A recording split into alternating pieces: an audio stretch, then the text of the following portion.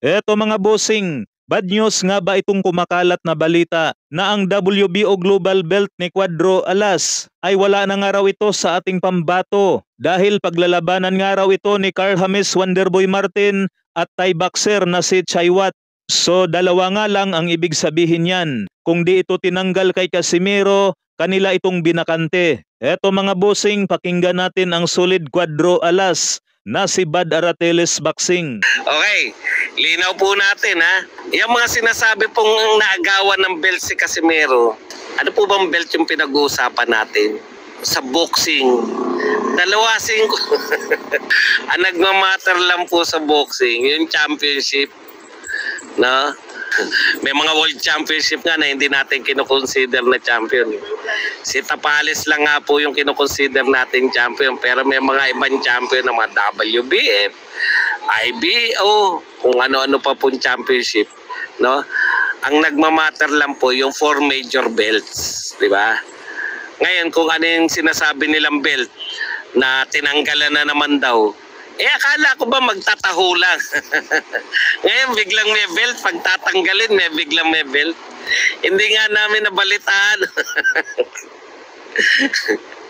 Alam po ng buong mundo na ang champion lang po sa super bantamweight si Inoue tsaka si Tapales. Lahat po ng belt na yan, mga minor belts, wala na pong epekto yan, no? Ang kinakailangan mo lang nasa top 10 ka para mapalabang ka ng championship. Kung gusto kang labanan ng champion, kasi lahat po ng nasa championship, lahat po na nasa top 10, I mean, pwede po lumaban ng championship yan, no?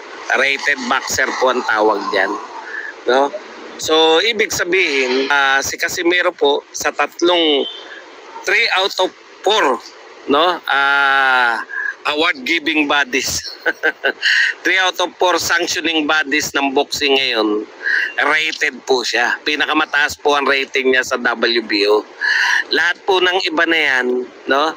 Sa totoo lang po, lahat po ng rating sa iba, pare-pareho lang po yan lahat po ng mga ibang belt maliban po dyan, minor belts, pampasarap ng laban, at kung ano man ang gusto nyong itawag, regional, etc. Yung kalidad po ni Casimero, hindi na po siya naghangad ng ganyan. Kasi siyempre, 3 division world champion na siya. World champion na po si Casimero. Kung mapanalunan niya man yung mas mabababang belt, wala na po yan Hindi na po yan masyadong wala na pong, kumbaga, kung ikaw ay Philippine champion ka pa lang, tapos makakapanalo ka ng mga regional belt, importante pa yan, di ba? O PBF, o mga iba pang minor world title belt, may epekto pa yan sa iyo. Kasi ano ka pa lang Philippine champion ka pa lang. Pero kung dati ka ng world champion, isa lang po ang hangad mo, no? World championship lang. Yung totoong championship. Kaya yung i-chismis nyo na si Cuadro Alas ay tinanggalan ng kung anong belt.